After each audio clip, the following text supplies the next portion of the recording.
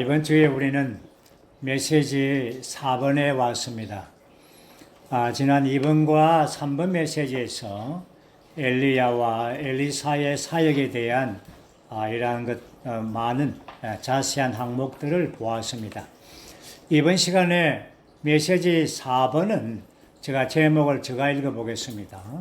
솔로몬의 찬란한 왕국은 천년 왕국에 있을 그리스도의 왕국에 대한 예표임. 이러한 주제, 제임스 형제님께서 이 메시지를 여실 때에 이러한 왕국에 대한 이해에 대하여 내재적인 본질적인 이러한 정의를 우리에게 주셨습니다. 우리가 아는 것처럼 왕국은 하나님께서 안배한 어떤 것, 또한 왕국의 영역의 어떤 이러한 것보다도 왕국은 그리스도의 인격임을 보는 것이 매우 중요한 것입니다. 주 예수님은 왕국의 실제로 이 땅에 오시고 왕국의 씨로서 이 땅에 오셔서 그분은 씨 뿌리는 자로 또한 오셨습니다. 그러므로 그분은 왕국의 씨를 우리 안에 뿌려서 우리가 왕국이 우리 안에서 자라고 발전함으로 우리가 왕국의 영역이 되고 왕국의 다스림의 영역이 되게 하는 것입니다. 왕국이라고 할 때 여기에 왕은 그리스도이며 국은 우리입니다. 그러므로 하나님의 왕국은 이러한 왕국의 씨로 뿌려진 많은 믿는 이들, 즉 교회를 통하여 그분은 다스리고 통치하시기를 원하시는 것입니다. 그래서 이번 메시지의 제목이 솔로몬의 찬란한 왕국, 이것은 바로 천년 왕국에 있을 그리스도의 왕국에 대한 예표임을 보는 것은 매우 중요한 것입니다. 이제 우리는 로마자 1분 함께 선포하겠습니다. 하나님께 넘치도록 복을 받아 번영을 누리던 솔로몬의 찬란한 왕국은 천년 왕국에 있을 그리스도의 왕국에 대한 예표이다. 여기서 우리는 로마서가 6항목으로 구성되어 있는데 첫 번째 세 항목은 구약의 말씀, 그리고 두 번째 나머지 세 항목은 신약에 있는 이러한 왕국에 관한 말씀으로 구성되어 있습니다. 이스라엘의 이러한 상황과 그 나라를 볼 때에 솔로몬 왕 때만큼 그렇게 번성하고 찬란한 왕국은 없었습니다. 지금도 솔로몬의 왕국에 비할 수가 없죠. 솔로몬 왕 때가 최고의 이스라엘의 절정의 시기였습니다. 그렇지만 여기에서 이 솔로몬의 이러한 넘치는 찬란한 이러한 왕국은 바로 하나의 예표라는 것입니다. 그리스도의 왕국에 대한 예표입니다. 물론 우리는 솔로몬의 왕국에서 그 주변의 모든 열국들이 다 이스라엘에게 아주 최고의 이스라엘의 왕국을 가졌죠. 솔로몬은 지혜가 아주 넘치도록 뛰어났고 성전을 건축하고 왕국을 또 엄청나게 어마어마한 왕궁을 건축했고 주변의 나라들이 솔로몬 왕에게 조공을 바치고 또한 영토가 아주 그때만큼 확장된 때가 없었습니다. 이러한 것은 우리 오늘 이러한 결정의 말씀에서 이러한 방면을 만지는 것이 아닙니다. 이것은 바로 그 당시에 찬란한 왕국은 바로 그리스도의 왕국의 예표라는 것입니다. 이러한 빛은 바로 하나님의 경륜의 빛 안에서 볼 때 그런 것입니다. 만약에 우리가 하나님의 경륜의 빛 안에서 보지 못한다면 솔로몬의 지혜가 어땠고 그의 은과 금이 엄청났고 왕궁이 어떻고 조공을 바치고 이러한 것에 관심을 기울이겠죠. 그렇지만 하나님의 경륜의 관점에서 본다면 이 모든 것은 그리스도의 왕국의 예표임을 보여주고 있습니다. 이제 우리는 두 번째 항목 로마서 2번입니다. 함께 선포하죠. 두 번째 오실 때 그리스도는 그분의 소유로 주어진 땅을 차지하시고 온 땅에 하나님의 왕국을 세우시어 땅에 대한 하나님의 권리를 회복하실 것이다. 주 예수님께서 두 번째 오실 것입니다. 그때는 땅을 이제 차지하고 온 땅에 하나님의 왕국을 세우고 땅에 대한 하나님의 권리를 회복할 것입니다. 우리가 아는 것처럼 하나님께서 이 우주를 창조하기 전에 이러한 천사장 루시퍼의 배역이 있었습니다. 그때 이 천사의 3분의 1이 거기에 참여했습니다.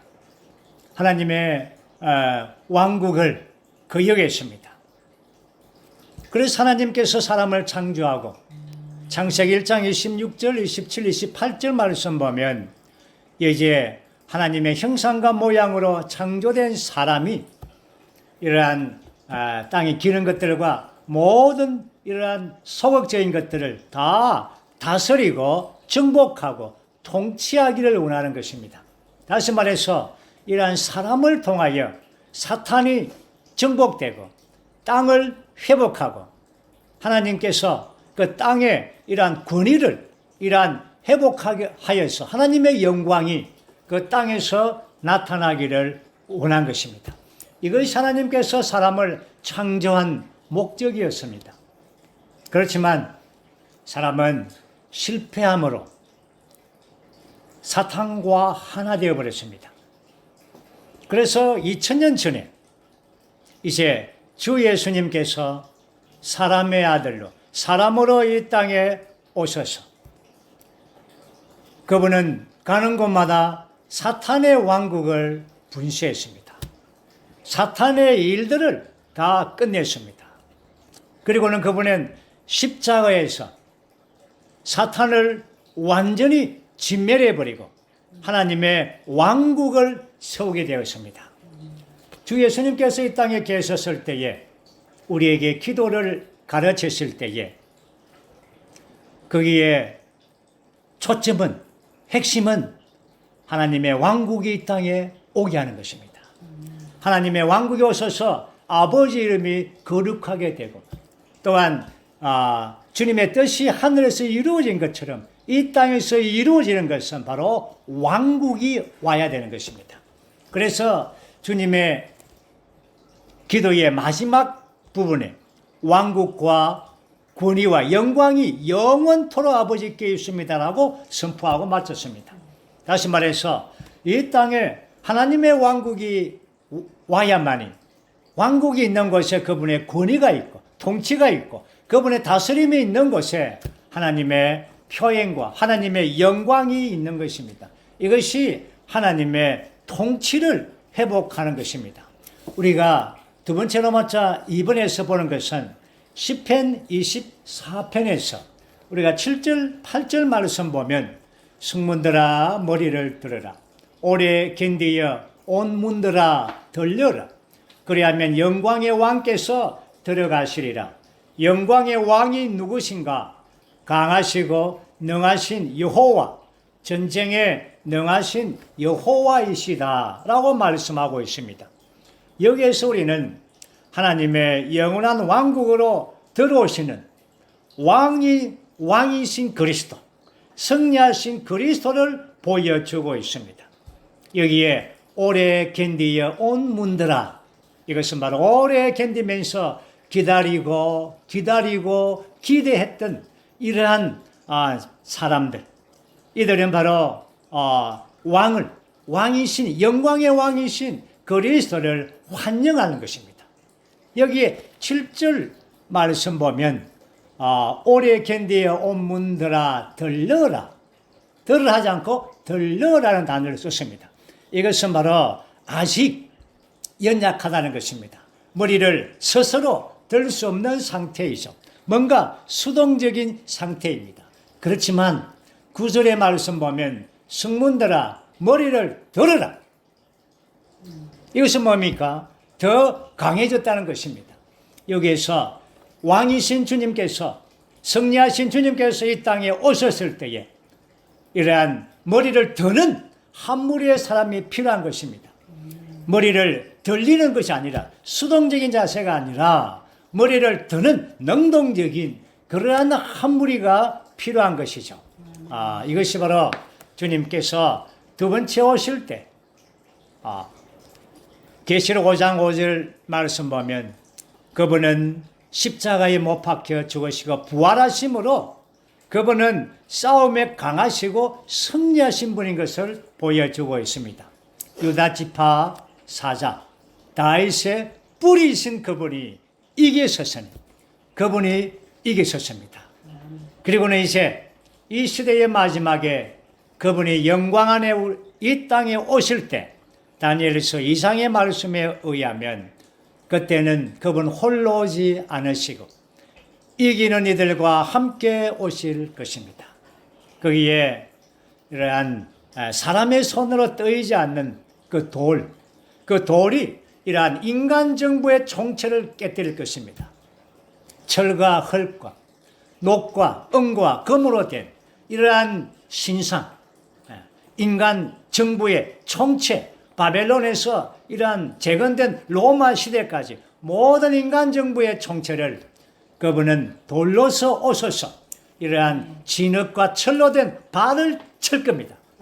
그럴 때에 온 인간 신상은 다 부서지고 여름에 괴가 날리듯이 산산조각으로 부서질 것입니다. 없어질 것입니다. 그리고는 거기에 그 돌이 태산을 이룰 것입니다. 그것이 바로 왕국인 것입니다. 천년 왕국을 가져오게 될 것입니다. 이제 우리는 세 번째 중점으로 맞자 3번입니다. 시편 72편은 왕으로서 다스리는 솔로몬으로 예표되신 왕으로서 다스리시는 그리스도에 관한 시이다. 시편 72편은 그 표제가 솔로몬입니다. 다시 말해서 왕으로 다스리는 솔로몬으로 예표되신 왕으로서 다스리는 그리스도에 관한 시입니다. 여기 우리는 세 방면을 볼 것입니다. 첫째 방면은 72편 1절에서 3절까지입니다. 여기에 주님께서 그분은 온 땅을 다스리는 왕으로서 오셔서 어떻게 성도들이 그분과 더불어 영광스럽게 되고 복을 받을 것인가에 대한 것을 우리에게 일러주고 있는 것입니다. 뭡니까? 1절, 2절 말씀 보면 오 하나님 주님의 판단력을 왕에게 주시고 주님의 의를 왕의 아들에게 주십시오. 그분께서 주님의 백성을 의로 재판하시며 여기에서 첫 번째 항목은 그분은 이러한 의의 다스림과 그분은 화평을 가지고 오실 왕이실 것입니다. 지금 우리가 알듯이 이스라엘은 화평이 없습니다. 예루살렘의 의미가 화평의 기초인데 그러나 화평의 기반이 흔들립니다. 지금 현재가 어떻습니까? 이스라엘은 그 땅을 이렇게 회복했지만 그러나 여전히 팔레스타인과의 이러한 전쟁 가운데 있습니다. 최근에 계속해서 이러한 뉴스를 듣습니다. 이러한 팔레스타인의 테러와 또 전쟁에 이스라엘 또 보복과 이 국지전이 계속 일어납니다. 아직까지도 평화가 없습니다. 거기에 그 땅에 정의와 평화를 가지고 오실 때가 바로 주 예수님께서 이 땅에 오실 때 이스라엘의 평화를 가지고 오실 것입니다. 두 번째로 보는 것은 이 시편의 72편 6절에서 11절까지이신데 통치하는 그리스도를 대지의 물을 주는 비로 제시했습니다. 그러므로 그분은 베어낸 풀 위에 빛처럼 대지를 적시는 굵은 빗줄기처럼 오실 것입니다 라고 말합니다.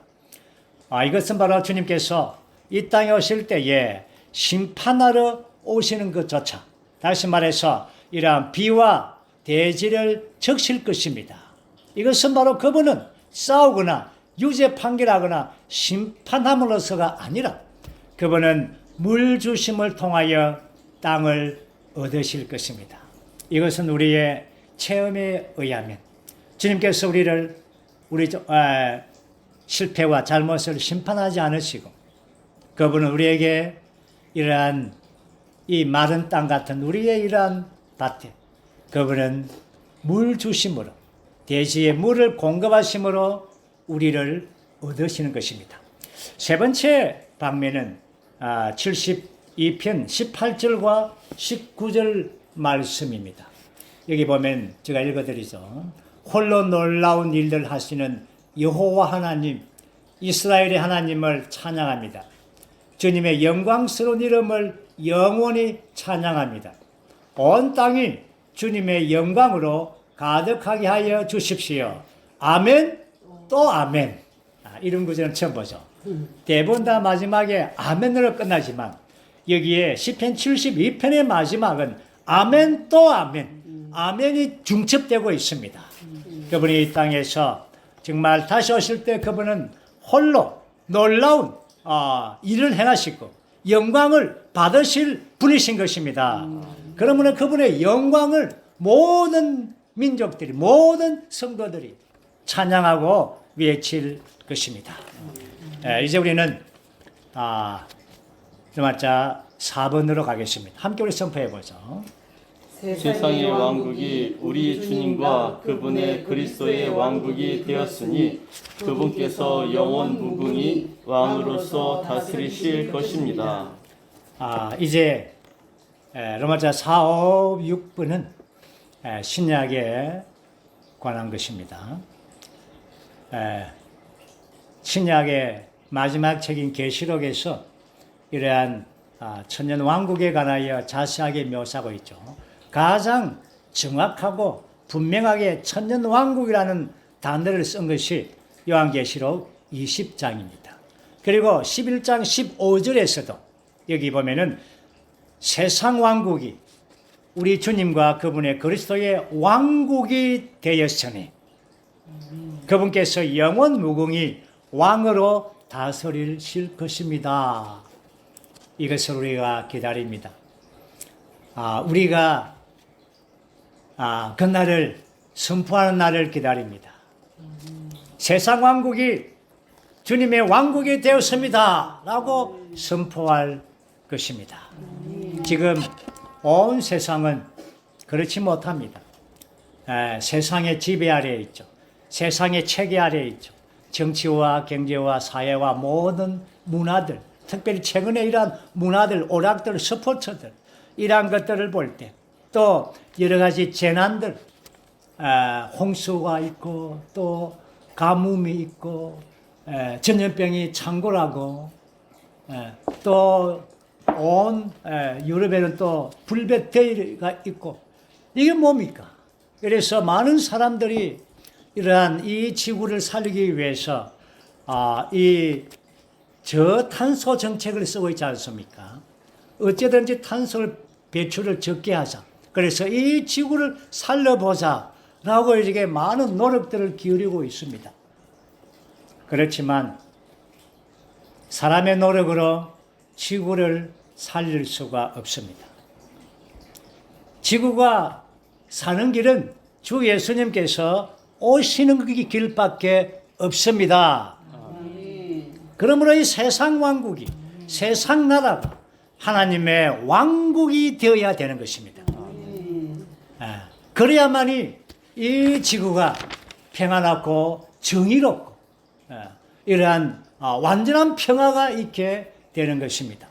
그렇기 때문에 이 방면에 올 때 우리에게 가장 중요한 요점은 여기 우리 제임스 형제님이 이렇게 강조했죠. 우리는 왕국의 진리를 선포해야 됩니다. 이 말씀은 굉장히 중요한 것입니다. 사실은 교회가 우리가 믿는 이가 이 왕국에 대한 진리를 분명하고 조성되어 있고 왕국의 진리를 선포해야 되는 것입니다. 오늘날 왕국이라는 단어를 쓰면 기독교 안에서는 상당히 움츠러듭니다. 왜냐하면 여호와 정인 때문에 그렇죠. 여호와 정인의 이단은 이러한 왕국의 진리를 아주 모방하고 이렇게 변형시켜 버렸습니다. 약하게 만들었죠. 예. 그러나 그리스도인들이라면 누구든지 왕국의 진리를 배워야 합니다.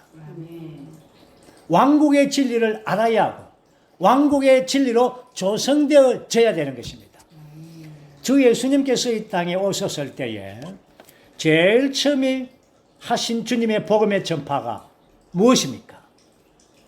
회개하라, 천국이 가까웠습니다. 천국, 왕국을 선포했습니다. 그분의 땅에 3년 반 동안에 그분의 사역의 기간 동안에서도 사실은 하나님의 왕국을 가르쳤습니다. 많은 때에 혹은 비유로 혹은 직접적으로 또 혹은 그분이 변형됨으로써 많은 방면으로 하나님의 왕국을 가르쳤습니다. 그뿐입니까?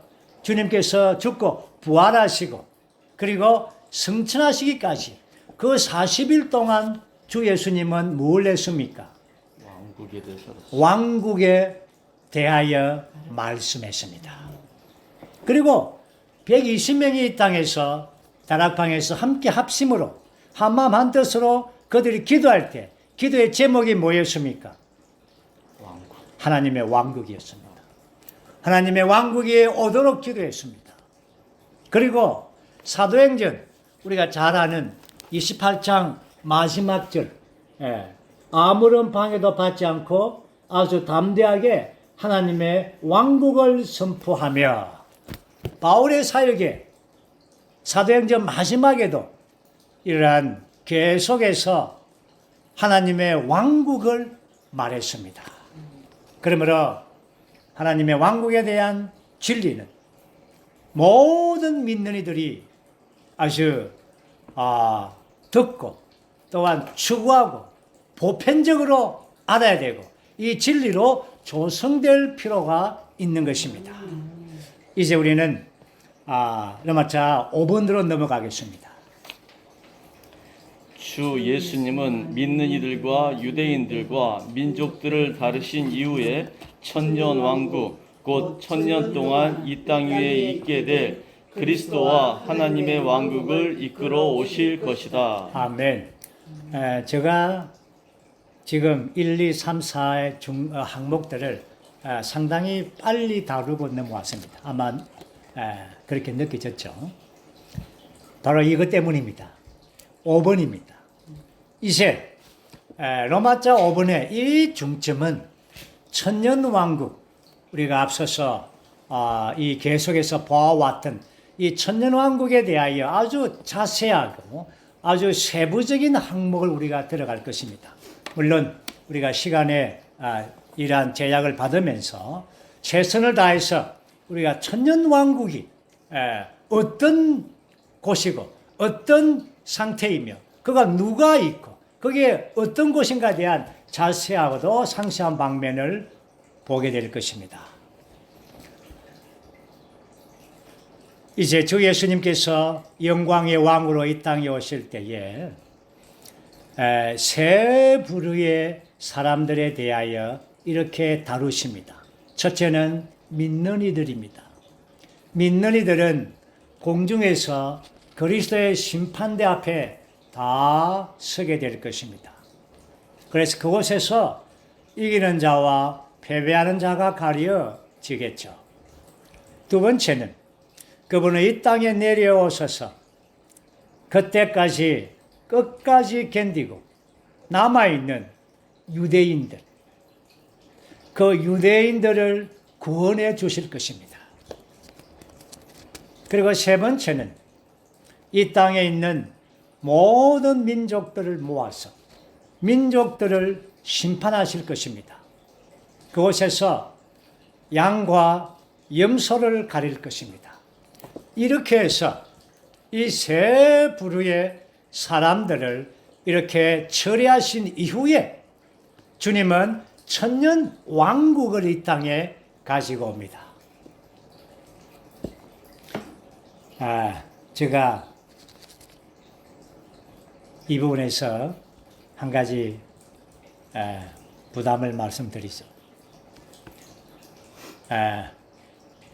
어떤 날을 정해 놓으면 그 날이 꼭 옵니다.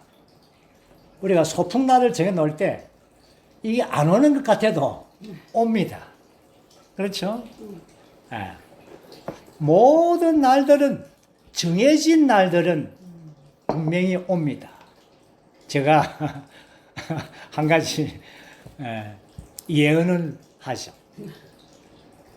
내일은 분명히 옵니다. 아멘입니까? 다 할 수 있는 예언입니다. 마찬가지로 주님은 이 땅에 다시 오실 것입니다. 그것도 왕국을 가지고 오십니다. 이 예언도 분명합니다.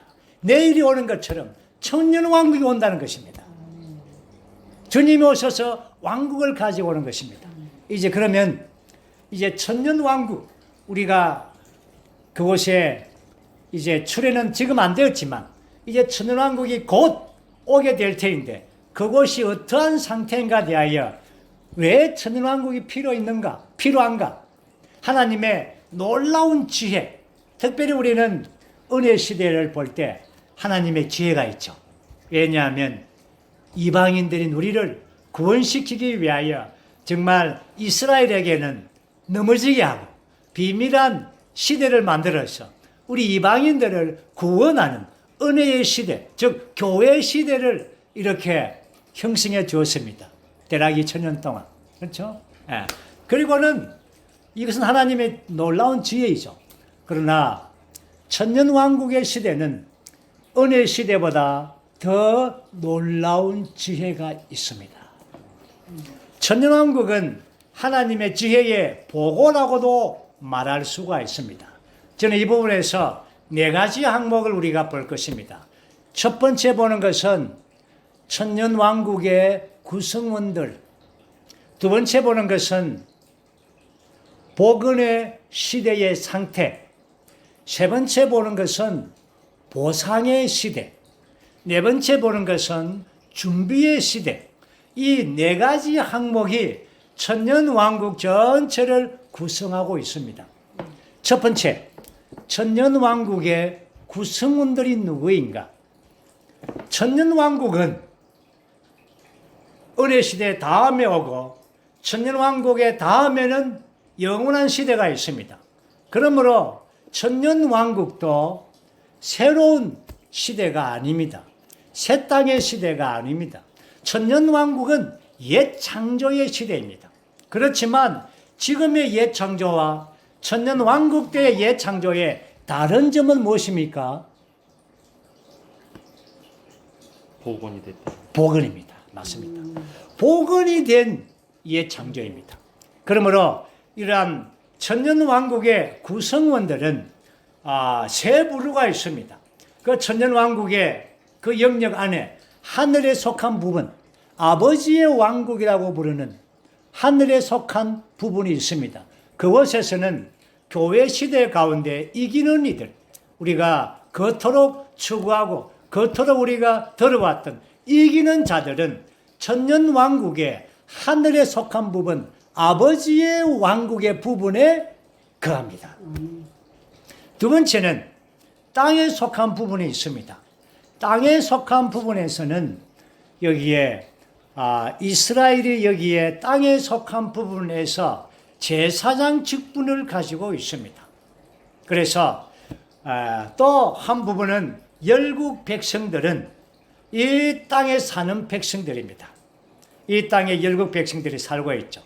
그리고는 이 땅에서는 이스라엘이 오늘 이 솔로몬의 이 왕국의 찬란한 그 왕국의 영토, 또 이 모든 그 축복, 그 이상으로 솔로몬의 왕국 그 이상을 뛰어난 다윗의 복원된 왕국, 메시아의 왕국, 그리스도의 왕국이 그 땅에서 이스라엘에게 있습니다. 그들은 구원받은 백성입니다. 다시 말하면 거듭난 백성입니다. 그렇지만 하늘에 속한 백성이 아닙니다. 왜 그렇습니까? 교회 안에 성숙되지 않았기 때문에. 성숙되지 않았기 때문에 이 땅에서 제사장 직분을 가지고 있습니다. 그리고는 이 땅의 열국 백성은 우리 앞에서 제가 헌뜻 말한 것처럼 이러한 영원한 복음을 통하여 양과 염소의 이러한 심판이죠. 양들로서 대환란 때에 이러한 믿는 이들을 이렇게 도와준 이들, 그들은 영원한 복음, 천사의 복음을 듣고 그들은 양들이 된 겁니다. 그러나 염소들은 다 불못으로 던지게 되겠죠. 이렇게 해서 천년왕국에는 세 부류의 사람들이 있습니다. 이기는 이들은 하늘에서 그리스도와 함께 공동왕으로서 다스리며, 또한 이들은 신성한 제사장 직분을 가지고 역대로 이러한 제사장 직분은 없습니다. 구약이든 신약이든 가장 가까이서 하나님과 어린 양을 가장 가까이서 섬기는 제사장이 됩니다. 그리고 제사장의 모든 풍성, 그리스도의 청량할 수 없는 모든 풍성을 매우 가까이서 누림을 갖습니다. 얼마나 좋습니까? 우리가 이기는 자가 되어야 되지 않겠습니까? 우리가 이곳에 도달해야 되지 않겠습니까? 다스리는 왕이 될 뿐 아니라 최상의 분깃을 누리는 자들이 바로 하늘에 속한 이러한 백성들입니다. 그리고는 이제 이렇게 해서 세 부류의 사람들을 보았죠. 이제 우리는 두 번째 보는 것은 복원의 시대입니다. 그 이제 천년왕국에는 복원의 시대는 어떠한 상태로 바뀌어지는가? 사도행전 3장 21절 말씀 보면 복원됩니다. 옛 창조가 하늘과 땅과 동물과 심지어 식물들, 사람까지도 복원이 됩니다. 왜냐하면 달이 해처럼 빛나고 해는 7배로 강화됩니다. 우리 몸은 해가 2배만 강화돼도 불타버리는데 7배로 강화된 몸, 이 햇빛을 견디는 몸이죠. 몸이 복원되었습니다. 그래서 그 시대에 복원된 상황에서 열국 백성들은 100세에 죽었다 하면은 사람들은 말합니까? 그 집에 아기가 죽었구나 이렇게 합니다. 그러므로 그들은 몇백 년 동안, 물론 1000년 이상은 못 살죠. 1000년이 천년왕국의 끝이니까. 그러나 아주 오래도록 삽니다. 거기는 질병도 거의 없죠. 병원이 그러니까 장사가 안 될 겁니다. 아멘. 어쨌든 놀라운 천년왕국의 상태입니다. 그뿐입니까? 거기 보면 복원의 상태에서는 짐승들과 가축들, 이리와 어린 양이 함께 살고 표범이 새끼 염소와 함께 눕고 어린아이가 독사굴에 손을 넣어도 물지 않는 모기가 사람을 물지 않습니다. 최근에 우리는 모기 때문에 밤잠을 설치는데 그때는 모기가 물지 않습니다. 그리고는 또 그렇습니까? 이사야 35장에 보면 광야와 메마른 땅이 즐거워하고 사막이 크게 기뻐하고 장미꽃처럼 피리라, 피고 또 피리라. 우리가 이스라엘을 여행 갔습니다. 우리가 한 차가 이렇게 지나갔는데 거기에 사막 지방에 놀랍게 아주 푸른 야채가 아주 끝이 보이지 않는 아주 푸른 야채밭이 나왔습니다. 채소밭이. 그래서 우리가 생각했습니다. 엠드님 보고 행주님 왕국이 왔습니까? 이렇게 물어봤죠. 그러니까 앤드류 행주님의 대답은 이렇습니다. 사람들이 저렇게 만들었다면 하나님은 오죽하겠습니까? 하나님께서 그날 그 사막에 장미꽃이 아니라 무수한 꽃이, 무수한 채소가, 무수한 나무들이 울창하게 자라게 할 것입니다. 이것이 천년왕국의 이러한 복원의 상태입니다. 세 번째 보는 것은 보상의 시대입니다. 천년왕국은 하나님의 지혜의 보고를 했지 않습니까? 지혜의 보물이 바로 천년왕국입니다. 오늘날 교회 안에서 신실하게 주님 말씀에 순종하고 주님을 위하여, 교회를 위하여 몸 안에 건축되고 지체들을 관심하고 이렇게 해서 그들은 활력 그룹 안에서 몸의 실제를 가지고 이기는 자들은 그들을 위하여 천년왕국의 보상의 시대로 준 겁니다. 그래서 우리가 앞서 말했듯이 하나님의 왕권과 제사장 직분에 참여해서 정말 잘하였다 충성된 종아,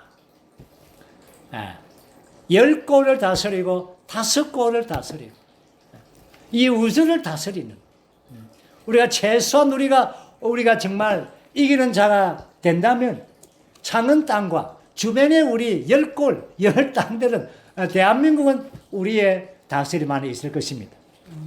물론 주님과 함께 온 땅을 다스릴 것입니다. 그리고 또 한 가지, 네 번째는 준비의 시대입니다. 천년왕국은 오늘 기독교에서는 주 예수님이 오시면 모든 것이 끝난다고 생각합니다. 그렇지만 끝난 것이 아닙니다. 또 이 세 부류의 사람들을 준비시키는 시대입니다. 그 세 부류가 누굽니까? 교회 안에서 이기지 못한 이러한 패배한 믿는 이들, 오늘 기독교 안에 있는 사람들을 포함해서, 아니 우리 회복 안에 있는 우리 지체들을 포함해서도 이기지 못한다면, 패배했다면 천년왕국은 준비의 기간입니다. 다시 한 번 더 천년 동안의 기회를 주는 것입니다. 물론 처음에는 슬피 울며 이를 갈겠죠. 내가 천년왕국의 보상의 시대를 들었는데, 알았는데 내가 실패했다. 정말 후회스럽죠. 후회가 뭡니까? 이를 간다는 것입니다. 그러나 기독교의 대부분의 사람들은 그렇게 후회하지 않을 겁니다. 왜냐하면 마땅하니까. 자기들은 그렇게 살았기 때문에 당연하니까. 어쩌면 감사할 겁니다. 우리에게 이 천년이라는, 이 천년왕국이라는 이 준비의 시간을 두어서, 또 우리가 기회를 주어서 우리가 온전케 되어서 이제 새하늘과 새 땅에서는 완전히 왕들이 되는 그런 시기를 주심을 한 면에서는 감사가 하겠죠. 그러나 우리는 천년왕국의 준비의 기간에 있는 왕국에는, 바깥 어두운 곳에는 가기를 원치 않습니다. 우리는 보상의 그 시기, 천년왕국이 보상의 시기가 되기를 원합니다. 그 다음에 이제 두 번째 이제 나오는 백성은 이스라엘입니다. 이스라엘도 우리가 알듯이 천년왕국에 들어올 때 그들은 구원받고 생명을 얻고 들어왔습니다. 그렇지만 생명이 성숙되는 이러한 기간이 필요합니다. 아마도 그 기간 동안 이스라엘은 성숙될 것입니다. 하나님의 지혜가 거기에 있을 것입니다. 그래서 새하늘과 새 땅에 있는 새 예루살렘에는 이스라엘 전체가, 이스라엘 나라가 새 예루살렘으로 들어오게 되는 것입니다. 왜냐하면 그들은 생명을 받았기 때문에 그렇습니다. 그리고 세 번째 부류는 열국 백성입니다. 열국 백성들이, 그들은 양들로서 들어왔는데 거기에는 천년왕국 동안에 있는 동안에 많은 사람들이 번성했겠죠. 그러나 거기에서 여전히 사람의 그 본성인 배역의 요소가 아직 남아 있습니다. 그래서 사람이 가지고 있는 이 배역의 요소를 끝까지 처리하기 위하여 천년왕국이 필요한 겁니다. 그래서 마지막에 천년왕국의 끝무렵에 곡과 마곡이라는, 지금 북쪽 러시아 땅이죠. 곡과 마곡이라는 이곳을 사탄이 총동질해서 천년왕국 동안에는 믿지 않는 이들은 불못에 있지만, 그러나 사탄은 불못에 있지 않습니다. 어디 있습니까? 무저갱에 있습니다. 왜 무저갱에 가두어 놨습니까? 천년왕국 마지막에 이 열국들 가운데서 이러한 남아있는 거역, 이 조그마한 거역을 끝내기 위하여 사탄을 무저갱에 가두어 놓은 겁니다. 그래서 사탄을 풀어내어서 저 천년왕국 마지막에 곡과 마곡이라는 그 민족을 뭡니까? 충동질해서, 그래서 거기에 또다시 전쟁이 있습니다. 그때는 하나님께서 불러서 그들을 심판해 버리죠. 이렇게 해서 천년왕국은 이러한 네 방면, 다시 말합니다. 첫 번째 뭐였습니까? 구성원들. 두 번째는 복은의 시대. 세 번째는 보상의 시대. 네 번째는 준비의 시대가 있는 겁니다. 이것이 하나님의 지혜로 천년왕국을 두게 하신 것입니다. 이제 우리는 마지막으로 로마서 6번을 선포하죠. 마태복음 16장 28절부터 17장 5절까지에 묘사된 것은 천년왕국이 있을 천국의 출현의 축소판이다. 이제 우리는 마태복음 16장 28절에부터 17장에 있는 주님의 변형의 삶, 변형, 그것이 어떤 의미를 가지고 있는가? 그것은 바로 천국, 우리가 지금 기대하고 기다리는 천년왕국을 미리 맛본 것입니다. 천년왕국이 그때 나타난 것입니다.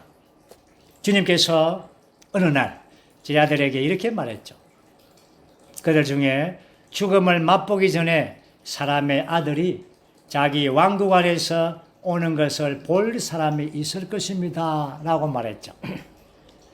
이것이 바로 그런 다음에 곧 주님이 변행산에 올라가서 산꼭대기에 올라가서 변형이 되었습니다. 주님의 변형은 그분의 존재가 실제화된 것입니다. 그분이 이 땅에서 33년 반 동안에 사셨죠. 그분은 육체 안에 제한되어서 사셨습니다. 그분은 나사렛에서 사는 아주 작은 사람이었습니다. 모두가 다 나사렛 사람 예수로 기억했습니다. 그렇지만 그분 안에는 하나님의 왕국의 실제가 거기에 있었습니다. 아무도 그것을 보지 못했죠. 그러나 주님은 이 세 명의 제자들을 산꼭대기에 데려가서 그분의 육체 안에 감춰져 있던 그 놀라운 왕국의 실제, 그분의 존재의 실제를 스위치를 탁 켜버렸죠. 그럴 때에 변형되어 버렸습니다. 그럴 때에 제자들의 반응이 무엇입니까? 여기가 좋사오네. 산꼭대기에서 주 예수님께서 변형된 것은 바로 빛남이었습니다. 주님의 이러한 영광이 나타난 것입니다. 이것이 바로 놀라운 변형을 이 세 명의 제자들이 살아서 그 광경을 본 것입니다. 얼마나 장엄했겠습니까? 얼마나 놀라웠겠습니까? 입이, 그렇죠? 얼마나 좋았겠습니까? 여기가 좋습니다. 여기에 살고 싶습니다. 여기에 살고 싶습니다. 산 안으로 내려가고 싶지 않습니다. 여러분, 이것이 천년왕국입니다. 미리 맛본 것이 이렇습니다. 그러면 우리가 실제로 왕국에 나타나면 어마어마하게 좋을 것 아닙니까? 우리가 여기서 이 땅에서 오래 살고 싶습니까? 싫습니다. 야, 이 왕국을 보았다면, 천년왕국을 우리가 이렇게 보았다면 이 땅에서 오래 그렇게 살고 싶지 않을 겁니다. 그러나 어떠하겠습니까? 주님의 인도로 우리는 이 땅에서 이기는 자가 되기 위하여 오래 살아야 됩니다. 주님 오실 때까지 우리가 살 수 있으면 좋겠습니다. 어쨌든 우리가 이 메시지를 마치면서 천년왕국에 대한 놀라운 소망이 우리 안에 넘치기를 원합니다. 그리고 실제적으로 천국의 이러한 실제가 교회 안에서 미리 맛보고 미리 누리기를 원합니다. 이제 우리는 마지막 4번을 우리가 다 함께 선포하면서 이 메시지를 마치겠습니다. 천년 왕국 안에서 이기는 믿는 이들은 그리스도와 함께 왕국의 밝은 영광 안에 있을 것이다. 그때의 의인들은 그들의 아버지의 왕국에서 해처럼 빛날 것입니다. 우리 모두가 다 그곳에서 해처럼 빛나기를 원합니다. 아멘.